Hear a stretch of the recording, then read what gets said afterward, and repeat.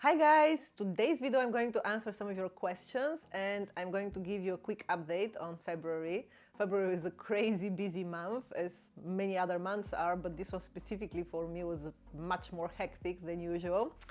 And there are certain things I want to share with you, certain updates to give you, and as I said, certain questions that you've been asking me for some time now that I want to answer today. So now in February, finally, I passed my assessment for the Montessori Diploma that I've been studying for a year. So many of you know that I founded my own school last year. It's Montessori Nursery School, and I wanted to make sure that I understand deeply the philosophy of Montessori now by owning the school. And I enrolled for 2 years. So 1 year is the theory, the first year is the theory, and then we do the practice, the placement. I finished with the theory. It's been a very challenging year because I had classes every Saturday for 40 weeks. Apart from few breaks in the summer and few breaks for Christmas, I had to be at school every Saturday. And sometimes I will miss a class when I traveled. I went to New York, I went to Bulgaria in December. But every single weekend when I was in London, every Saturday I would have to go to class. And I have not really realized how much impact this had in my life. Now that I don't go on Saturdays to school, I can see that I have so much more time, that I feel lighter, that I have more time to invest in things that I like, including making videos, which for some reasons I couldn't organize myself and doing last year. So the diploma is 0 to 6, from birth to 6 years old, Montessori. We learn a lot about the child education, a lot about the child development, about Montessori philosophy.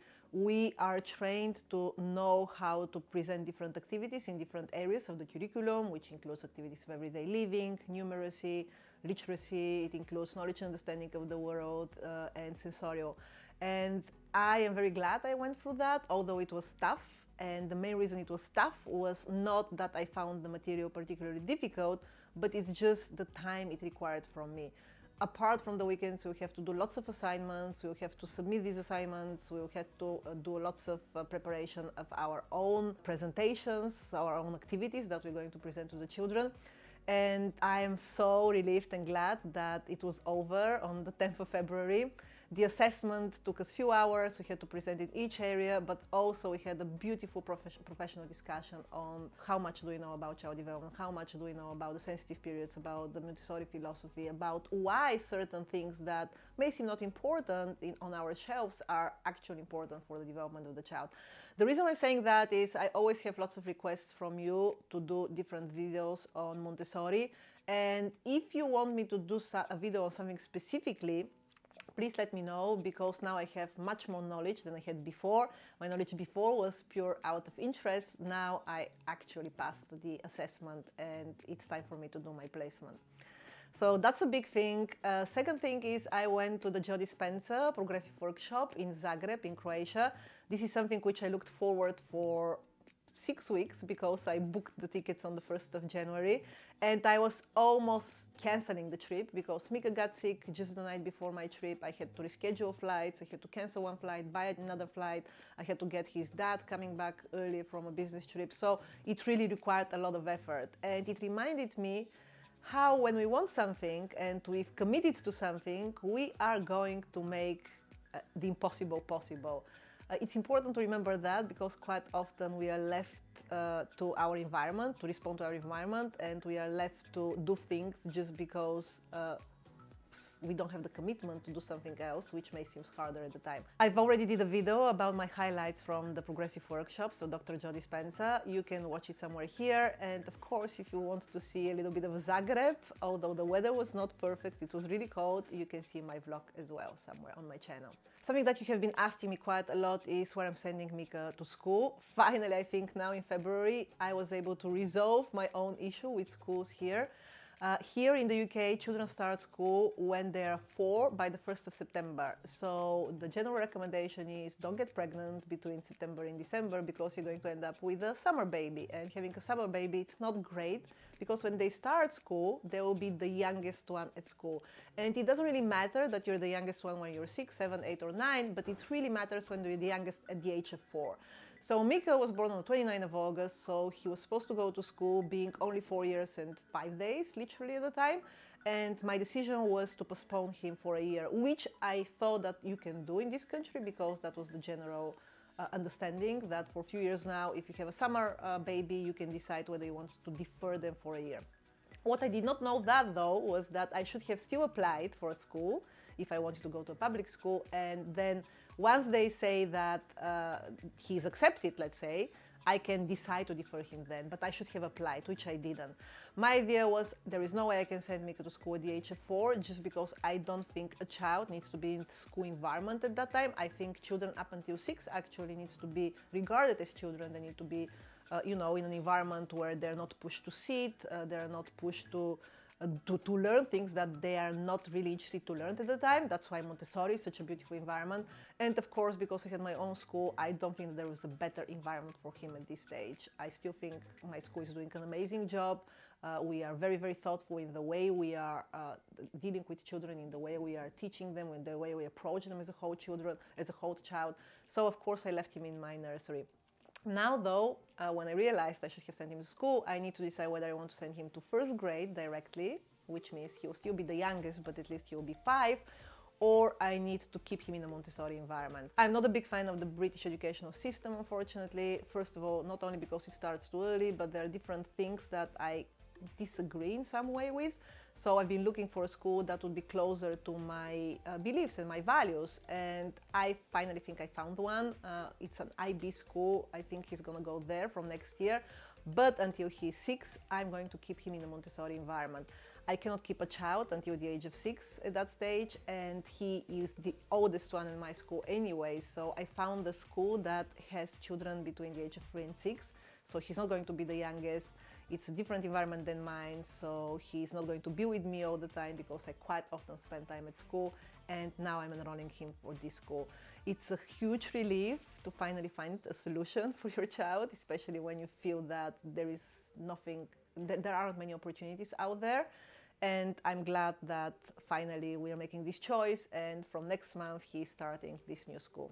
Then a lot of you asked me, because of my Instagram stories, on our travel. We traveled again in the end of February. We went to 3 countries in 5 days. We went to Belgium, to the Netherlands, and to Germany with Mika, because his dad was there on business trip, and sometimes we join him if we can. Now, one of the good things when your child is still at nursery is that you can take them out at any time. So it was the time when he was supposed to go at nursery, but for me it was much more important for him to spend time with his dad, although only in the evenings or although only in the weekends, because he was pretty busy there. We couldn't really see him much. So Mika and I took the train, we went to Brussels, we had an amazing time. We had some problems on the way. For example, our car broke and we did not expect that, so we had to leave it there in a service for repairment, and we had to completely reschedule our coming back. We had to take a plane, we had more luggage than normal. So that was one of the issues, but with my meditations I keep it calm. Another issue was the weather. Not that it was an issue, we just not prepared. It was -10 probably in most of the places, which is really, really freezing cold weather. I think that was the coldest week we ended up with in the whole year. And it's not great for traveling, but on the good side, I spent a lot of time with Mika, and on the good side, because we had to stay indoors quite often, I did a lot of work, which I did not expect. And I'm always happy when I'm able to finish my work, even when I travel. A lot of you asked me, how do I travel with Mika that freely? I've done videos before on certain tips on how to travel with a child. Of course, it depends whether you travel by car. This time, because we had a car, we had far more luggage than normally would have, but usually just make sure that you don't pack that much. And secondly, take a decision whether traveling is tiring for you, or is it something which brings you more stress, because I think that's what matters when you travel with young children. A lot of people around me say you're taking him out of his routine, it's not really great because you travel far too much and he doesn't have a settled-in routine. However, and I've always thought about that in a way, maybe I'm not doing the right thing, maybe he needs more consistent routine. However, every time when we travel, he's so happy, genuinely happy. He's smiling and bundle of joy, enthusiasm and energy. I cannot believe in certain ways that this is detrimental to him. I think it's in fact much more better for him, because he spends so much more time with me when we travel.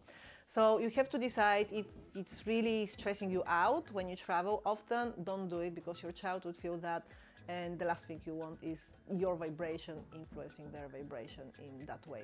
And the phrase that I've been pondering a lot about is what sort of parent do I need to be to my child? Because each child is different, each child may require it from you to be a little bit of different parent to them. And Mika has been going through a lot of things recently, in the sense of I think his brain is going through an amazing, crazy development. He asks questions all the time. He's always been asking lots of questions all the time, but this time it's crazy. It's every single second. We take the bus, he's asking questions. We're in the car, he's asking questions, and he needs to know everything. He needs to know who eats what and who is eaten by what, and when are humans going to extinguish, when is the meteor coming to the earth, why the volcanoes are erupting in that way, why do we perceive colors different. So the questions are not even easy questions that I can always answer. I am using Google all the time, guys, so I thought that I know things. Now that I have a child who is super curious, I realize how many things I don't know. And I'm thinking, in order for me to, sometimes when I lie next to him, I just feel his brain, literally can feel his brain working on, and he cannot relax in a way. He just needs to understand why things work this certain way. He needs to understand why something is the way it is. And I'm trying to think what sort of mother I need to be for this child particularly. What sort of parenting style do I need to incorporate? It's not about me, it is about him. And it's not about someone else who says, no, the best way to be a parent to your child is whatever it is. So you have to find what it is for yourself. I read a book that I recommend. It's called The 5 Love Languages for Children. And I'm going to introduce this book in another concept, but maybe you can Google it. And if you have a child, it's great for you to sit down and think about how your child knows that they're loved. Because children speak different language. Every person speaks different love language as well. So it's good to know what is theirs. Anyway, okay, I've been talking far too much. I hope the video is not too long, guys. If you have more questions, just ask me. Send it via Instagram stories as you do. Send it via email, whatever media you want to use. Ask me your questions. I'm here to answer. The highlight of my month, though, was the birth of one of my best friend's child, Dara. And she's super cute, as you can see, and for sure this is by far the biggest, greatest event that happened in February. I cannot wait to see how this human soul is going to develop, and hopefully you see her in my vlogs. That's it from me, my friends. If you have any questions, you know where to find me. You can find me on Instagram, subscribe for my channel, send me an email, share this video if you like it, and I hope to see you next week. Bye, guys!